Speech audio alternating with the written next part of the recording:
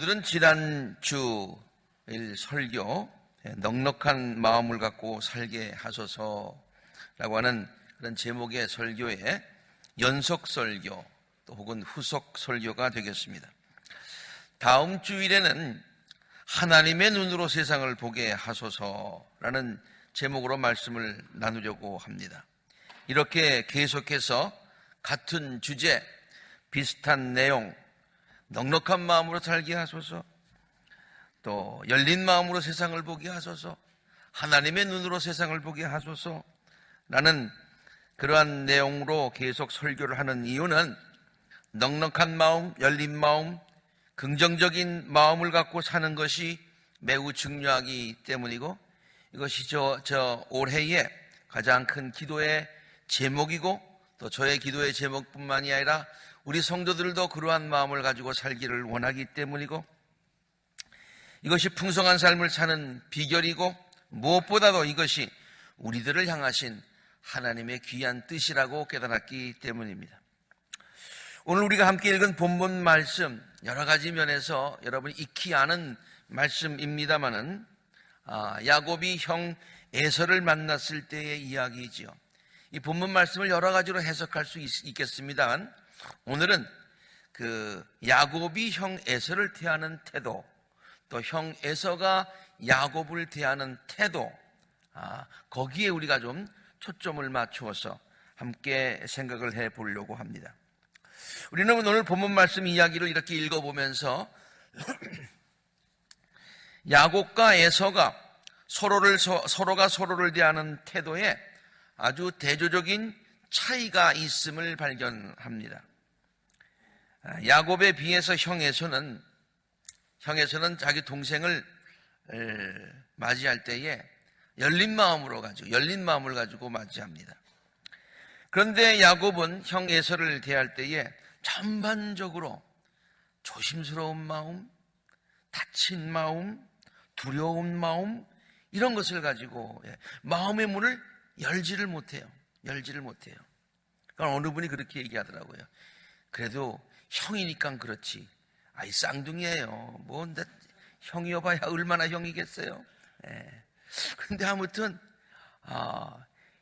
늘 이렇게 열린 마음 가지고 에서는 딱 용서하고 하는데, 이 야곱은 뭔가 주저하고 다친 마음, 두려운 마음, 불안한 마음, 이런 것이 이 성경 오늘 본문 읽은데 전반적으로 쫙 깔려 있다, 그런 얘기예요.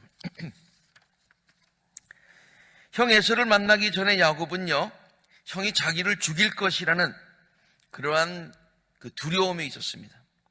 그리고 피해 의식 속에 사로잡혀 있었습니다.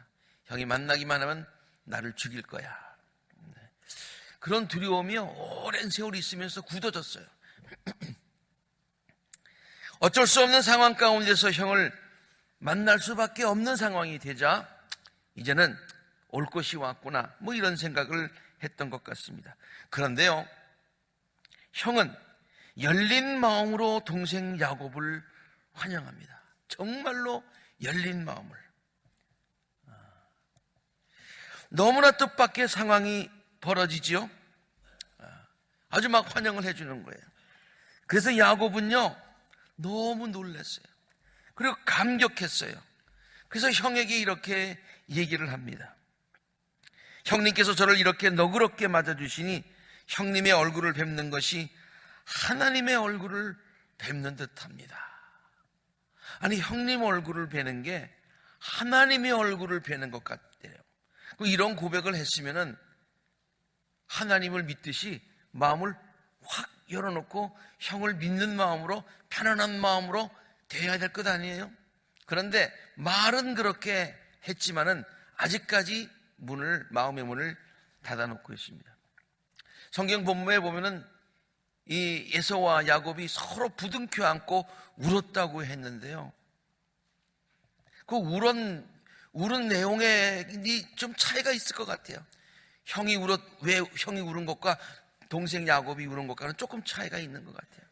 아무튼 형은 열린 마음 가지고, 내 동생이라는 마음 가지고 확 이렇게 끌어안는, accept하는, embrace하는, 오픈 마인드를 가진 것에 비해서 동생은 조심스럽고 두렵고 내가 또 당하지 않을까, 이게 속임수가 아닐까, 이런 생각을 가지고 대하는 것을 볼 수가 있습니다.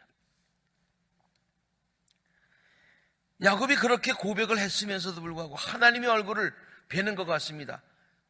그러니까 형이 말이야 너무 좋아가지고요, 이제는 같이 살자, 같이 가자, 이렇게 형이 얘기를 합니다. 그런데 야곱은 형의 그러한 그 호의적인 열린 태도에 계속해서 주저주저합니다. 다음과 같은 대화를 통해서도 오늘 본문에서 읽었습니다마는 잘 알 수가 있는데요, 형이 야곱에게 다음과 같이 제안하죠. 자, 이제 갈 길을 서두르자. 내가 앞장서마. 형은요, 오랫동안 동생과 헤어졌는데 오랜만에 쌍둥이 동생을 만났으니까 이제는 당연히 같이 살 줄 알았어요. 그래서 내가 앞장설게, 나 따라와. 형의 이러한 친절한 제의에도 불구하고 야곱은 요리조리 피합니다. 형님도 아시다시피 아이들은 아직 어립니다. 저는 새끼 딸린 양떼와 소떼를 돌봐야 됩니다. 하루만이라도 지나치게 빨리 몰고 가면 다 죽습니다.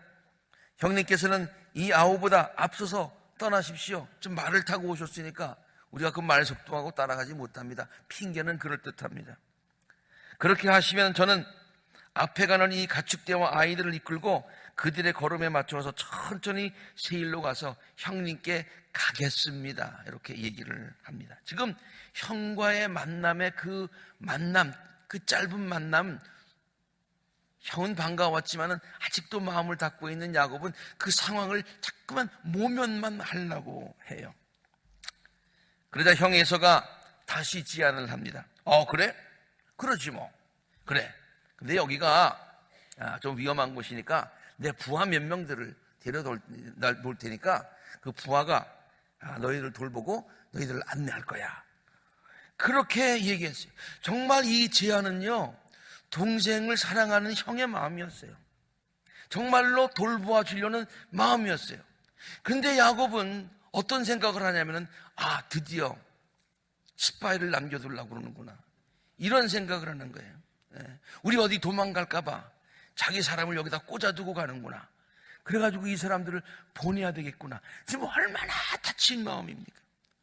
얼마나 그 두려운 마음을 갖고 있습니까? 그래서 그렇게까지 하실 것 없습니다.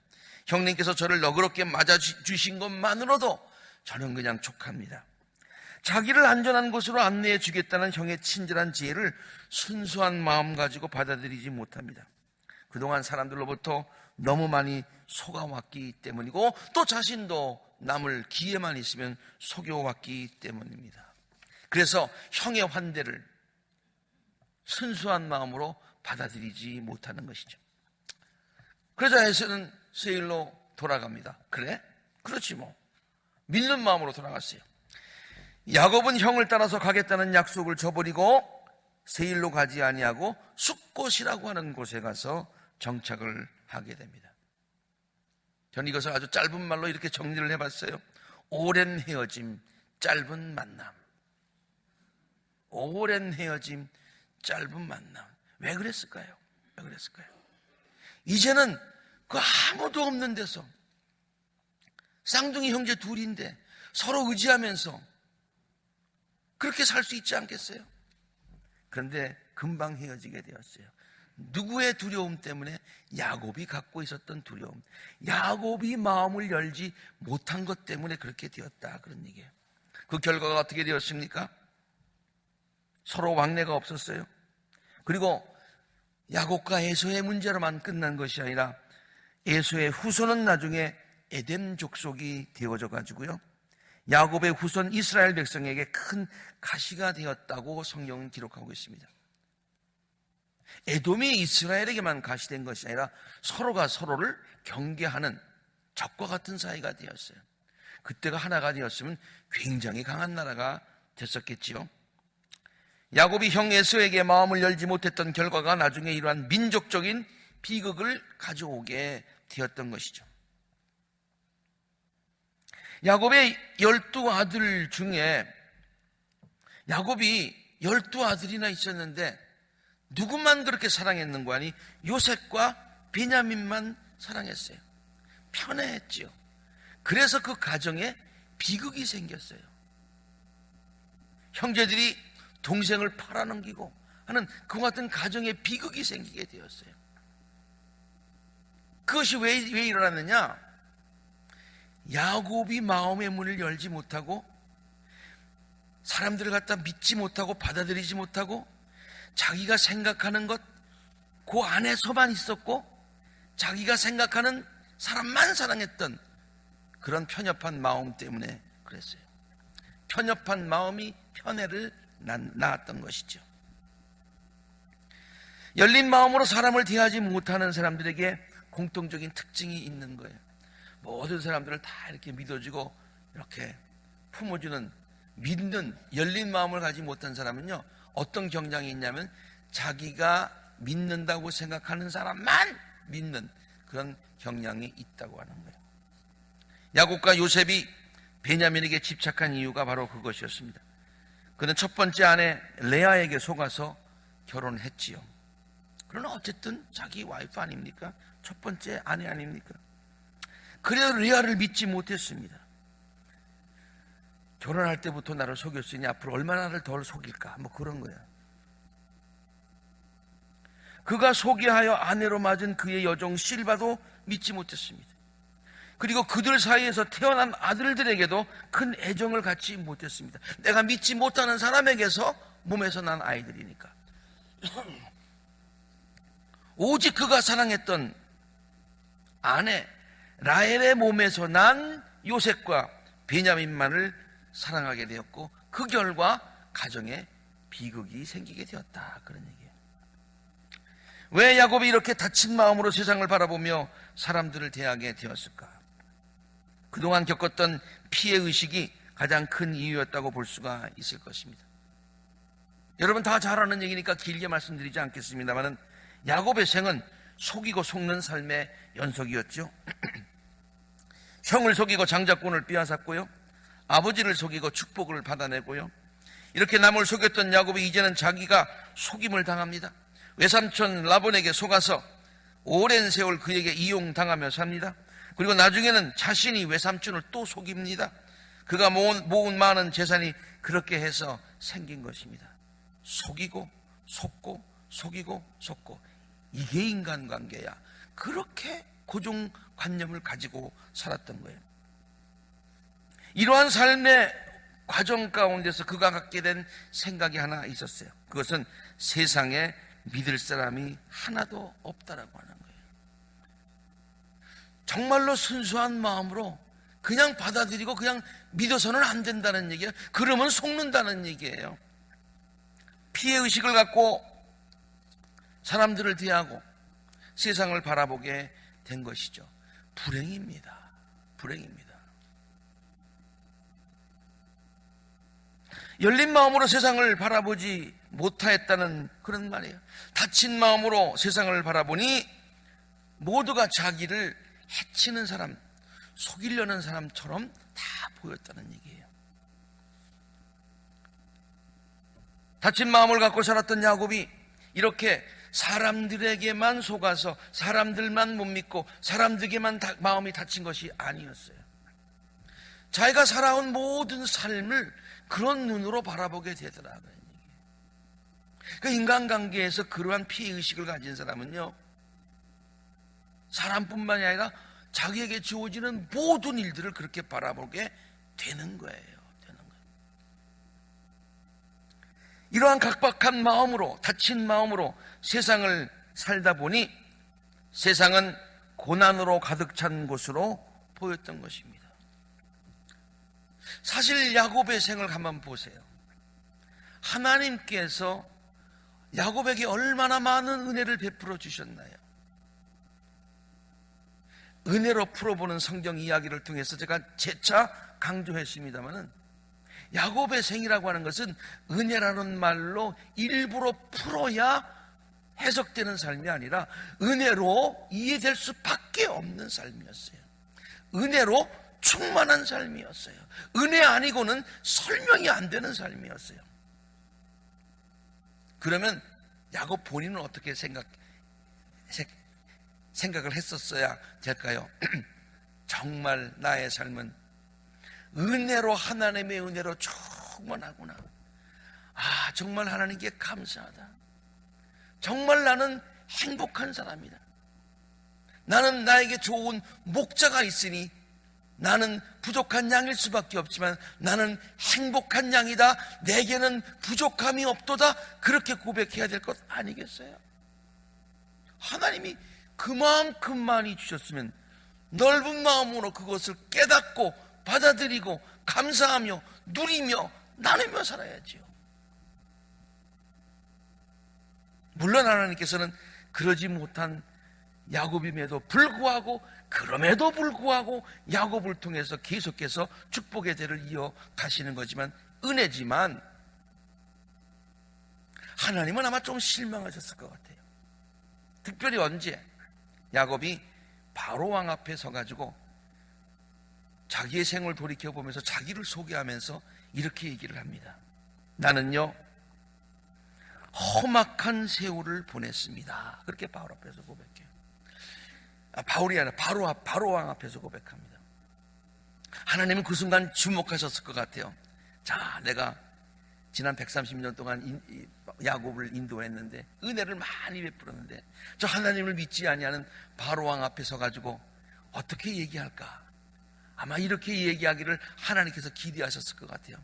참 험악한 세월 같아 보였지만은, 실제로 어려운 일이 많이 있었지만 그 모든 것 극복하고 하나님의 놀라운 은혜 가운데서, 그럼에도 불구하고 하나님의 은혜 가운데서 내가 여기까지 살아왔습니다. 하나님은 좋으신 하나님이십니다. God is good all the time. All the time God is good. 이렇게 고백하고 하는 것을 원하셨을 것 같아요.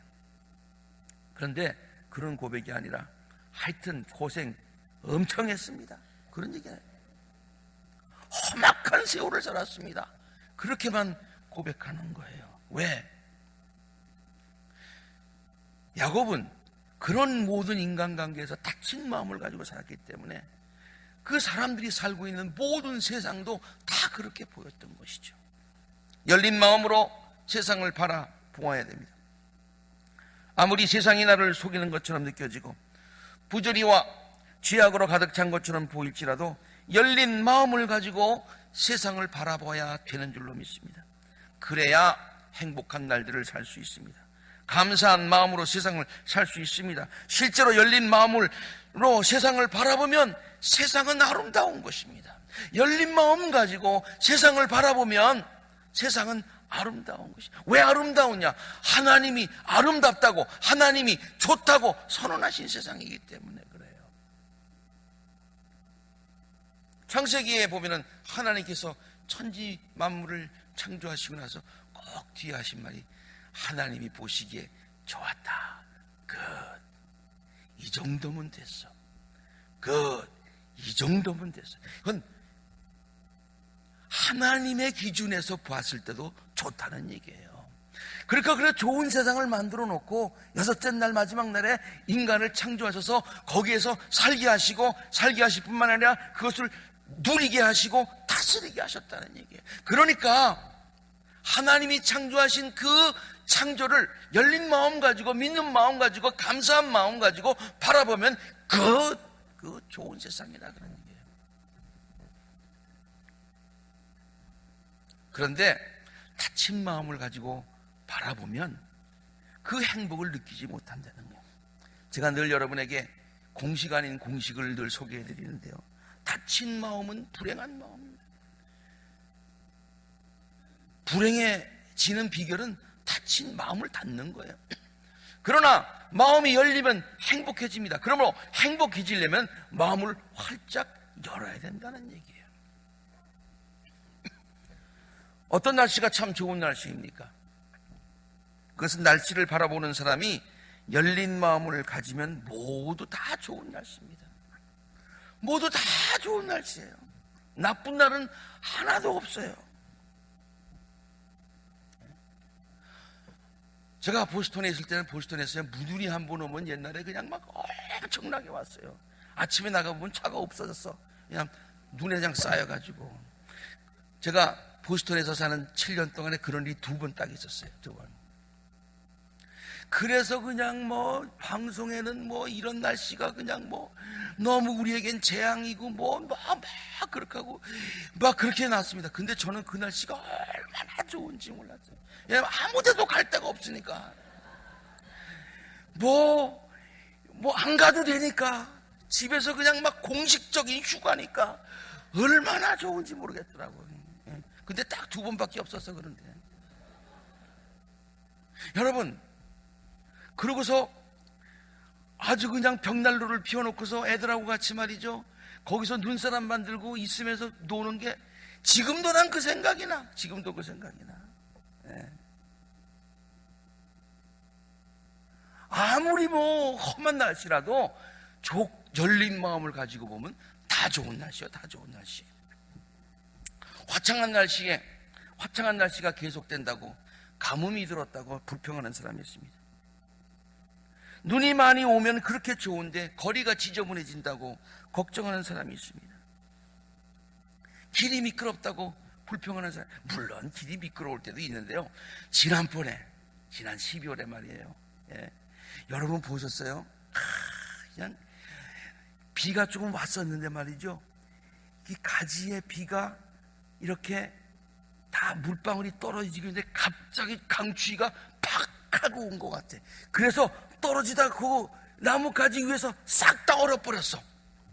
그러니까 완전히 가지들 전체가 유리로 다 옷을 입힌 것 같아. 보셨어요? 안 보셨어요?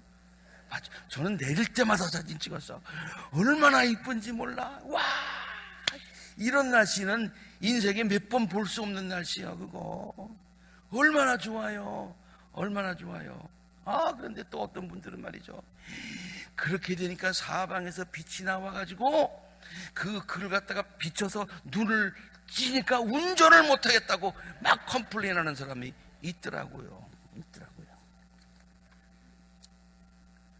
안개가 착 끼는 날씨, 사람을 우울하게 만들고 멜랑콜리하게 만든다고 불평하는 사람이 있어요. 근데 멋있는 날씨예요. 그 날씨가 그냥 시가 막 쏟아지는 날씨예요. 그리고 깃을 딱 한번 세우고 쫙 한번 걸어보세요. 얼마나 멋있어.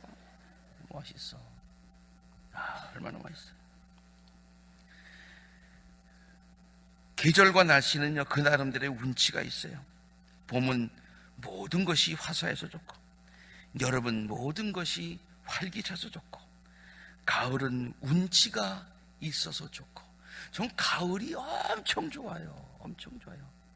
근데 가을이 되면 또 쓸쓸하다는 사람이 있더라고요. 네. 얼마나 이뻐. 겨울은 춥지만 포근함을 느낄 수 있는 계절이니 얼마나 좋아요. 화창한 날씨는 마음이 밝아지니까 좋고, 그 외의 모든 날씨들을요, 이렇게 긍정적으로 보면은 모든 것이 다 긍정적이 돼. 그런데 하나씩 불평하다 보면은 다 불평하게 되는 거예요. 사람들을 바라보는 마음도 마찬가지예요. 닫힌 마음으로 사람들을 대하면 모두가 경쟁자요, 적으로 보이는 거예요. 그러나 열린 마음으로 사람들을 바라보면 모두 나를 돕는 천사로 여겨지게 되는 거예요.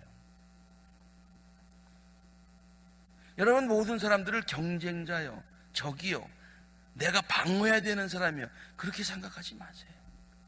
다 나의 벗이요, 성도요, 나의 동반자요, 나의 위로자요, 저들이 나를 축복하는 저들은 나를 축복하는 축복의 통로고, 나는 저들을 축복하는 축복의 통로다. 이렇게 생각하고 살아야죠. 그래야 서로 행복해지지 않겠습니까? 네. 아담이 인류의 조상이라고 그러는, 아담이 이브를 바라볼 때 뼈 중에 뼈요, 살 중에 살이다 그랬어요. 야, 보니까 너무 이쁜 거야. 너무 귀한 거야. 너무 행복했어요.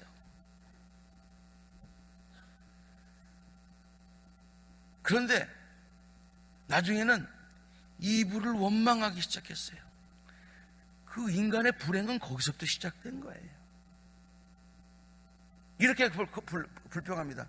아니, 하나님, 선악과를 따먹었는데요, 하나님께서 저와 함께 살라고 짝지어주신 저 여자, 그 여자가 그 나무의 열매를 저에게 주기에 제가 그것을 먹었습니다. 저 여자만 아니면 내가 안 먹었을 텐데, 저 여자만 아니면 내가 죄를 안 졌을 텐데, 요렇게 얘기를 했어요. 근데 저는 이걸 갖다 이 부분에 가서 이렇게 한번 생각을 해봤어요. 만약에 그때 이브가 선악과를 먹으면서 야, 이거 굉장히 맛있어, 그러면 그럴 때 아담한테 안 줬으면 아담이 또 이랬을 것 같아요. 맛있는 거 혼자만 먹는다고.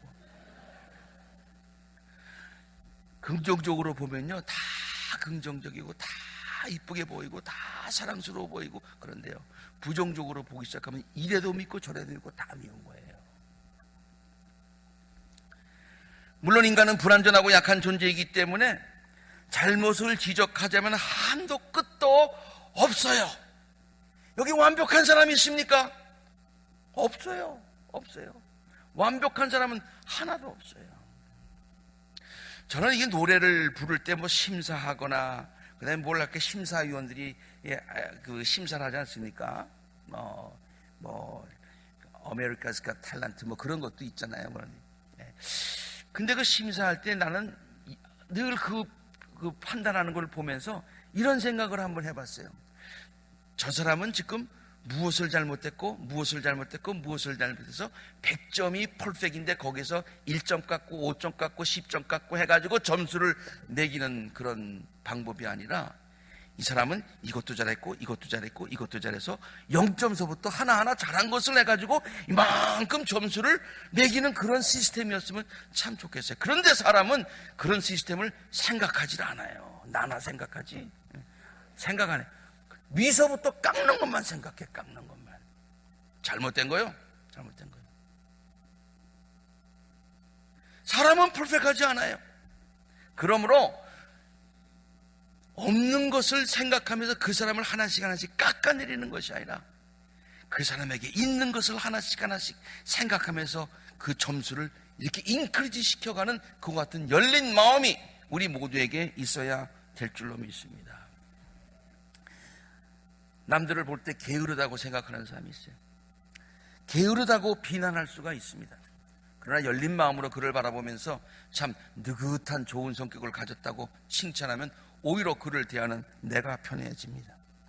까다로운 성격을 가졌다고 비난할 수 있습니다. 그러나 열린 마음으로 그를 바라보면서 참 깔끔하고 세밀한 사람이라고 칭찬하면 오히려 그를 대하는 내가 더 편해집니다. 급하고 불같은 성격을 가졌다, 정말 성격이 정말 못됐다, 그렇게 하면서 비난할 수도 있습니다만은, 그러나 반대로 보면 얼마나 적극적이에요. 얼마나 추진력이 있어요. 그런 마음 가지고 그를 바라보니까 그를 참 굉장한 사람이란 말이에요. 쉽게 토라진다고 불평할 수 있어요. 잘 삐지는 사람들 있잖아요. 그냥 대학이 피곤한 사람들 있잖아요. 그렇게만 보지 말자고요. 그가 얼마나 감수성이 예민한지, 정적인 사람이라고 이해해주는 그런 열린 마음, 착한 마음, 이쁜 마음, 그냥 건드리면 뭐 여유인가 가사 가운데 뭐 톡 치면 뭐 어떻게 된다며, 뭐 그런 마음, 그렇게 생각하면 얼마나 편하냐, 그런 얘기예요. 예수님은 산상수훈을 통해서 우리에게 넓고 열린 마음을 가지라고 권면을 합니다. 눈에는 눈으로, 이에는 이로, 그렇게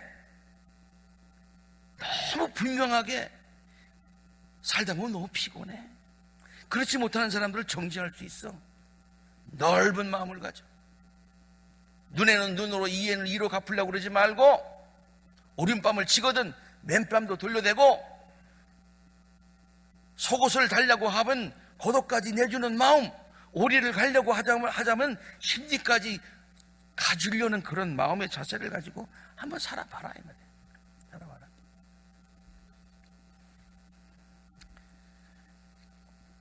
그러나 예수님의 말씀이 구구절절 다 옳다고 하지만은 어떻게 그렇게 살아가느냐라고 생각하는 사람들이 많이 있을 것입니다. 물론 쉬운 것은 아닙니다. 본래 아담도 다친 마음을 가진 것이 아담이었었다면 우리 아담의 후예인 모든 인간들은요, 열린 마음은 우리가 의도를 가지고 열어야지 라고 해서 열리는 마음이고, 가만히 있으면 닫혀져요. 여러분 자동문 있죠? 자동문이 이렇게 있으면, 이렇게 하면 열린 채로 있으면 망가진 것처럼 생각하죠. 네. 그러니까 보통은 가만 놔두면 닫혀진다니까요. 열고 거기다가 뭐 이렇게 받쳐놔야 그게 열린 상태로 있다니까요. 우리의 마음도 마찬가지예요. 가만히 있으면 닫혀지게 돼 있어요. 그러니까 의도를 가지고 열어야지 하고 열고서 거기다가 딱 고정을 시키고 열린 마음 가지고 사람과 세상을 대해야 된다는 거예요. 이 설교를 준비하다가 갑자기 옛날에 들었던 유행가의 한 구절이 생각이 납니다. 요새는 복음송가도 좋고 찬송가도 좋은데 그냥 엉뚱하게 유행가의 은혜를 받을 때가 또 있어요. 참 나이가 들어가다 보니까 어떤 장면을 보면 이상하게 눈물도 많이 나오고요. 왜 그런지 모르겠어요. 막 아이들 그 텔레비에서 이렇게 막 감동적인 장면이 나오면 말이죠. 그냥 자꾸 눈물이 나는 거예요. 눈물이 나는 거예요. 아, 참 주책이다 그러면서 눈물이 나는 거예요. 뭐 이분은 이미 목사가 되신 분이니까 이분의 노래를 인용하는 것이 뭐 이렇게 어색하지는 않습니다만, 무슨 노래를 불렀냐면은 모든 사람들을 대할 때 참 불평스러운 거, 불만스러운 게 있다는 거예요. 그런데 그걸 갖다가 지적하지 않고 어떻게 하냐면, 다 그런 거지, 뭐 그런 거야, 그렇게 생각하고 살면 편하다는 거예요. 다 그런 거지 뭐. 저 사람만 그런가? 나도 그럴 때가 있잖아. 저 사람만 그런가? 저 사람만 못됐나? 아니 잘못됐나? 저 사람은 부족하냐? 나도 그렇잖아. 나도 그렇잖아. 다 그런 거지. 그런 거야. 이렇게 넓은 마음 가지고 살아가게 되면, 내 마음이 열리면 상대방의 마음이 열리는 거예요. 그래서 서로가 감싸주며 아름다운 사랑의 공동체를 이룰 수가 있다, 그런 얘기입니다. 결론적으로 말씀드립니다. 제가 이 말을 쭉 쓰면서 하나하나 놓치고 싶지 않아서 우리 성도님들에게 한번 같이 스크린에 띄워서 보기를 원합니다. 우리가 사는 세상을 바라보면서 하나님께서 보시기에 좋았다고 하시는 세상이라는 생각을 가집시다. 하나님이 좋다고 하셨는데, 그리고 그 안에서 참 기쁨을 찾고 행복을 누릴 수 있기를 바랍니다. 우리들과 함께 세상을 살아가는 사람들을 열린 마음으로 바라보실 수 있기를 바랍니다. 하나님의 걸작품으로 여기시면서 서로를 대하시기를 바랍니다. 내가 하나님의 걸작품이라고 생각한다면 상대방도 걸작품이죠. 왜? 나도 하나님이 만드셨고 상대방도 하나님이 만드셨으니까. 내가 걸작품으로 대우받기를 원하면 상대방을 먼저 걸작품으로 인정해주는 열린 마음이 있어야 되지 않겠어요? 우리의 주위에 있는 모든 사람들은 우리의 적이 아닙니다. 원수가 아닙니다. 우리들을 해하려는 사람들이 절대 아닙니다. 그들은 우리들의 삶의 동반자들입니다. 나를 사랑하는 사람들이고 또 내가 사랑해야 할 사람들입니다.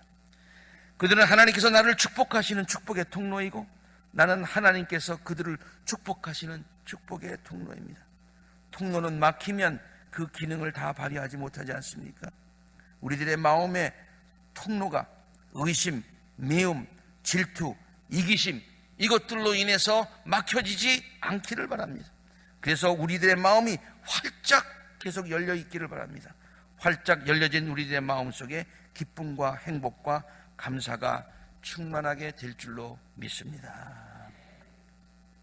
열린 마음으로 세상을 바라보고 이웃을 바라보는 우리들의 마음에 하나님께서 주시는 풍성함의 축복이 올 한 해에도 충만하게 임하시는 복된 성도님들이 되시기를 주의 이름으로 축원합니다. 기도하시겠습니다.